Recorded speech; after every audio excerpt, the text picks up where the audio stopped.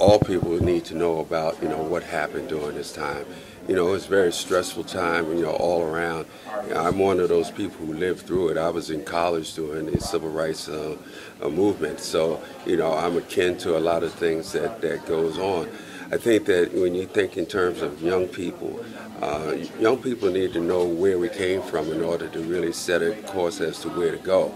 And I think that when you have a museum, like this and running through this museum, it really, took me back to a place that I had almost forgotten. I know how important it is for young people to get to that point so that they can understand, what has happened so that their future could be, set up a little bit better than it is now. Growing up in that civil rights era, being in college when a lot of this stuff went down, how did that shape your career? Well, it's interesting because when I went to college, I never really got a chance to see Dr. King. I missed the March on Washington, and then in playing basketball, I missed him when he came to Winston-Salem to preach and whatnot, and then he was gone.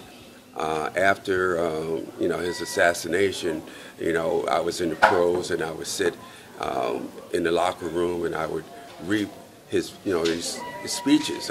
There was a book by the name of This Manner of Man by Monroe Bennett, and I would read his speeches before every game, and it was a way that I felt that it drew me closer because his speeches did something to me. Going through this museum and whatnot just really brought back this, those feelings and things. And when I got to that, the mountaintop speech, and then going into the room,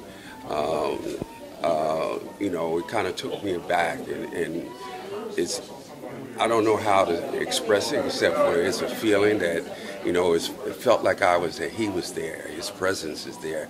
And it's very eerie, but the fact of the matter is that I'm glad I was here. Is this your first time here in the museum? This is my first time here. And how do you feel about being honored with your fellow honorees? Oh, well, it's a great honor. I mean, these are two guys that are very deserving of the recognition.